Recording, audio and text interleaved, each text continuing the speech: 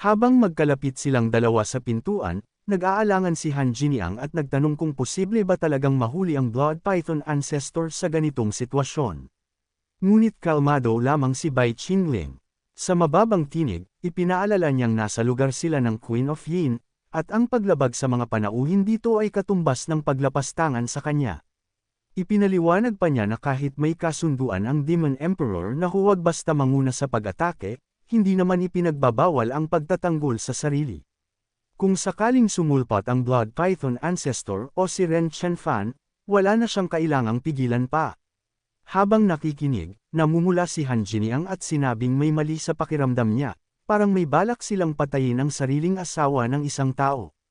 Ngunit bahagyang ngumiti lamang si Bai Qingling at sinabing huwag na itong mag-alala. Sa isang iglap, binuhat niya si Han Jiniang at dinala ito papasok sa loob ng silid. Pagpasok nila, marahan niya itong inilapag sa kama habang bahagyang napabulalas ang babae. Sa pintuan, nakatayo si Bai Qingling at malamig na ngumiti habang sinasabing anumang eksenang mangyari sa loob ng silid ay hindi makikita ng Blood Butterfly Surveillance.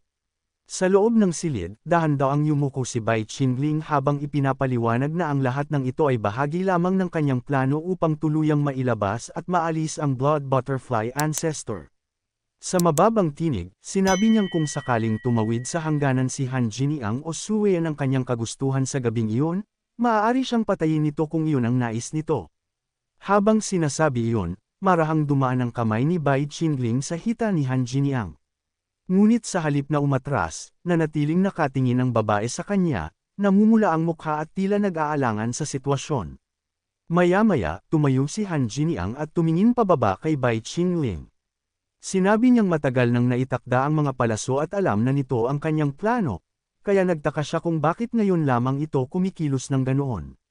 Bahagya siyang napasanggal at sumanghal ng may halong inis. Ngunit sa harap niya, ngumiti lamang si Bai Qingling habang malamig ang tingin sa kanyang mga mata.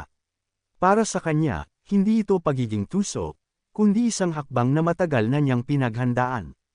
Habang nakahiga si Han Jiniang sa kama, yumuko si Bai Qingling at bahagyang ngumiti. Sa kanyang isip, kung tunay na tuso si Yin Nayan, matagal na nitong napansin ang sitwasyon at hindi na nila kailangang umikot pa sa ganitong paraan. Ngunit sa sumunod na sandali, biglang nabigla si Han Jiniang nang maramdaman ang biglaang kilos ni Bai Qingling. Namula ang kanyang mukha habang pilit niyang inuunawa ang ginagawa nito. Sandaling nanlaki ang kanyang mga mata at napabulalas siya sa gulat, habang ang tensyon sa loob ng silid ay lalo pang tumindi. Ngunit nanatiling kalmado si Bai Qingling. Sa malamig na ngiti, sinabi niyang huminahon lamang siya, dahil sa puntong iyon ay tiyak nakikilos na si Ren Qianfan. Sa labas ng gusali, tahimik ang gabi at maliwanag ang buwan sa kalangitan. Maya-maya, maririnig ang mahinang tugtog ng isang plota na dahan-daang pumupuno sa hangin. Ngunit para kay Bai Qingling, malinaw ang kahulugan ng tunog na iyon. Ang sinumang nakakaunawa ay agad na mapapangiti, ngunit sa iba, tila isa lamang itong simpleng musika na nagdadagdag sa tahimik na atmosfera ng gabi. Namula ang mga mata ni Bai Qingling habang malamig siyang nagpasya na kailangan na nilang taasan pa ang antas ng kanilang palabas. Sa loob ng silid, nakahiga si Han Jiniang habang napipilitang makisabay sa sitwasyon, at sa bawat sandali ay lalo pang tumitindi ang eksenang kanilang ginagampanan. Habang pinagmamasdan siya, napaisip si Bai Qingling kung tunay ba itong pag-arte o kung talagang ini-enjoy na ni Han Jiniang ang nangyayari. Sa kabila ng lahat, hindi niya maiwasang humanga sa tapang ng babae na sumabay sa kanyang mapanganib na plano. Sa ilalim ng maliwanag na buwan, may isang bangkang lumilipad na lumitaw sa kalangitan. Doon nanggaling ang presensyang matagal nang hinihintay ni Bai Qingling. Bahagyang ngumiti si Bai Qingling at bumulong sa sarili. Para sa kanya, sa wakas ay nagpakita na rin si Ren Qianfan matapos magtago ng matagal. Sa loob ng silid, hingal na napahiga si Han Jiniang at mahina nitong tinanong kung tapos na ba ang lahat. Tahimik na tumugon si Bai Qingling habang nakatingin sa labas ng silid. Para sa kanya, sapat na ang nangyari, tumakas na ang Blood Python sa ilalim ng liwanag ng buwan. Ngunit ang dahilan ng pag-address nito ay malinaw, nagpakita na ang Queen of Yin, kaya napilitan itong umatras. Sa labas ng silid, may biglang boses na tumawag. Nakatayo si Qingmei na may hawak na alak at inaanyayahan si Bai Qingling na lumabas at uminom kasama niya. Sa loob naman ng silid, napalingon si Han Jiniang kay Bai Qingling habang nag-aalangan kung dapat ba siyang umalis muna. Ngunit tumayo na si Bai Qingling at naglakad patungo sa pintuan. Para sa kanya, wala na silang ibang magagawa kundi lumabas. Habang nagbibihis, ipinaalala niya na hindi maaaring humarap si Han Jiniang sa Queen of Yin sa ganoong ayos. Naiwan si Han Jiniang na namumula habang inaayos ang kanyang napunit na suot, sa kainis na bamulong na kailangan siyang bayaran ni Bai Qingling dahil siya ang may kagagawan nito. Sa sandaling iyon, biglang lumitaw ang isang abiso sa harap ni Bai Qingling. Dahil sa nagawa niyang plano, nakakuha siya ng 50,000 Great Love Points, dahilan upang umabot na sa kabuoang 300,000 ang kanyang puntos. Sa labas ng silid, patuloy na kumakatok si Qingmei habang may hawak na alak at tinatawag siya. Napahinto si Bai Qingling at napakapit sa kanyang baba, tila may iniisip. Ngunit paglapit ni Xiao Qingling sa pintuan, napansin niya ang kakaibang amoy na nanggagaling sa loob ng silid. Napatigil siya at nagtaka kung ano ang nangyayari roon. Sa pagyuko niya upang silipin ang sahig, may napansin siyang bagay. Kinuha niya ito at saka sinabi na tila isang piraso ito ng stockings. Sa loob ng silid, agad sumagot si Bai Qingling at sinabi na iyon ay kanyang gamit. Ngunit mabilis din niyang idinagdag na may kinalaman iyon sa ilang lihim na hindi pa maaaring pag-usapan. Bahagyang ngumiti si Qingling habang namumula ang kanyang mukha. Sa mapang asar na tono, sinabi niyang matagal nang may itinatago si Bai Qingling mula sa kanyang kapatid. Tulad na lamang noong sinabi nitong may kukunin siyang kayamanan ngunit hindi kailanman ipinaliwanag kung ano iyon. Ngumiti si Bai Qingling at sinabing hindi na rin siya magtatanong pa tungkol sa mga lihim ni Qingmei. Ngunit agad niyang ipinaalala ang isang bagay, ang pangakong ibinigay nito noong Demon Path Conference. Biglang nontog si Qingmei at napasigaw sa sakit. Dahil masikip ang silid, agad siyang binalaan ni Bai Qingling na mag-ingat, hindi raw talaga ginawa ang lugar na iyon para sa kanya. Sandaling natahimik ang dalawa nang magkatitigan sila ng malapitan. Namula ang mukha ni Qingmei habang nakayuko si Bai Qingling sa kanyang harapan. Pagkatapos ay nagtanong si Bai Qingling kung bakit siya pinapunta ni Qingmei sa gabing iyon. Doon ipinaliwanag ng babae na nakatanggap siya ng liham mula kay Rumor, ang kanyang nakababatang kapatid at disipulo ni Bai Qingling. Sa sandaling iyon, biglang sumagi sa isip niya ang figure ni Rumor, dahilan upang mapaisip siya kung bakit ito sumulat. Sa masayang tinig, sinabi ni Qingmei na kapag dumating na si Rumor at matapos ang Demon Path Conference, plano niyang personal na mag-host ng kasal ni Bai Qingling.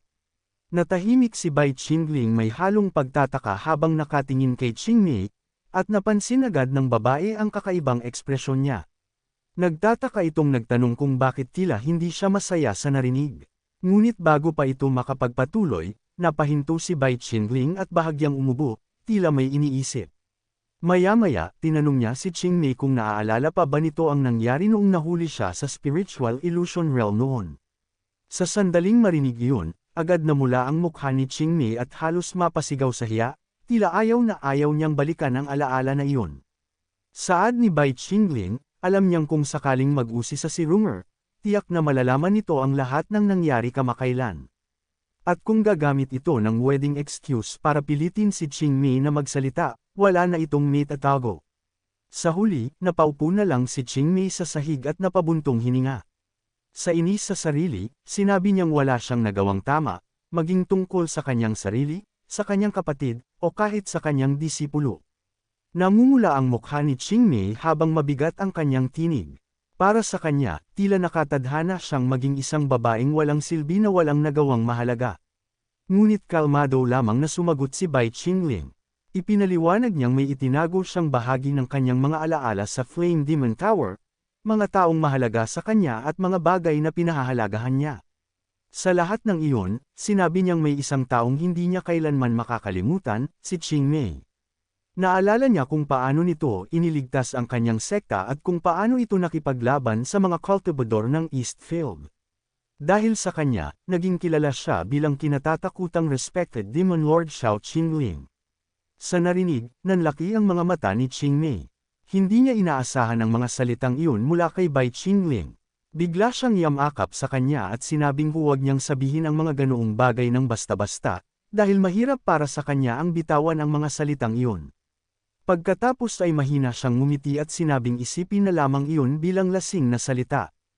Kapag tuluyang nawala ang epekto ng alak, babalik na silang dalawa sa kani-kanilang buhay. Ngunit habang nakaluhod si Qingmei sa sahig, tahimik niyang inamin sa sarili na kung aamin man siya ng kanyang nararamdaman ngayon, iisipin lamang ng lahat na isa siyang taong naligaw sa kalasingan. Sa sandaling iyon, muling lumitaw ang abiso sa harap ni Bai Qingling. Matagumpay ang Great Love Infusion, at dahil dito ay nakakuha siya ng 50,000 puntos, na nagdala sa kanyang kabuoang puntos sa 350,000. Tahimik na nakaluhod si Qingmei habang hinahawakan ang kamay ni Bai Qingling.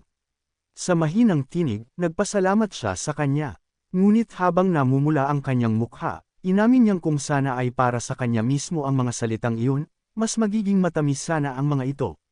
Nagtaka si Bai Qingling at tinanong kung ano ang ibig niyang sabihin. Para sa kanya, hindi naman niya maalala na may sinabi siyang ganoon sa ibang babae. Ngunit ngumiti lamang si Qingmei habang bahagyang iniunat ang kanyang mga kamay sa itaas. Ipinaliwanag niya na sinabi nga ni Bai Qingling ang mga salitang iyon noon, at ang babaeng nakarinig nito ay isang taong pamilyar sa kanila. Agad na napakunot ang noo ni Bai Qingling. Para sa kanya, imposible iyon. Nagtanong siya kung sino ang babaeng iyon. Sa mababang tinig, dahan-dahang binanggit ni Qingmei ang pangalan ng kanilang matagal ng karibal, si Mu Xinlan. Sa sandaling iyon, nanlaki ang mga mata ni Bai Qingling sa gulat. Kasabay nito, lumipat ang eksena sa ilalim ng maliwanag na buwan sa Heihuan Sect Main Hall, kung saan tahimik na nakatayo ang malawak na gusali sa gitna ng gabi. Sa pagtawag ni Ji Taimei sa kanyang pangalan, unti-unting nagmulat ng mata si Lin Mo. Halatang naguguluhan siya habang sinusubukang unawain kung nasaan siya at kung ano ang nangyayari. Dahan-daang umupo si Lin Mo at agad na nagtanong kung ano ang nangyari. Ngunit bigla siyang napatitig kay Ji Taimei nang mapagtanto niya ang sitwasyon. Sa matinding galit, napasigaw siya at tinawag ang pangalan nito, tinatanong kung ano ang ginawa nito sa kanyang katawan. Ngunit kalmado lamang si Ji Taimei habang nakaupo, tila walang pakialam sa galit ni Lin Mo. Ipinaliwanag niya na kung sinabi lamang sana ni Lin Mo nang mas maaga ang tungkol sa Divine Power of Resurrection, maaaring ibang plano ang kanyang ginawa. Habang nagsasalita siya, ipinakita niya ang isang maliit ngunit makapangyarihang bagay, isang Supreme Immortal Artifact na ipinagkaloob umano ng Saint of Mo. At sa hindi inaasahan, biglang nagpakita ang Saint of Mo. At dito muna nagtatapos ang chapter na ito. Kung excited ka sa susunod, huwag kalimutang mag-subscribe at pindutin ang notification bell para updated ka palagi. Shout out sa mga loyal viewers natin, salamat sa walang sawang suporta. Kita-kits sa next upload.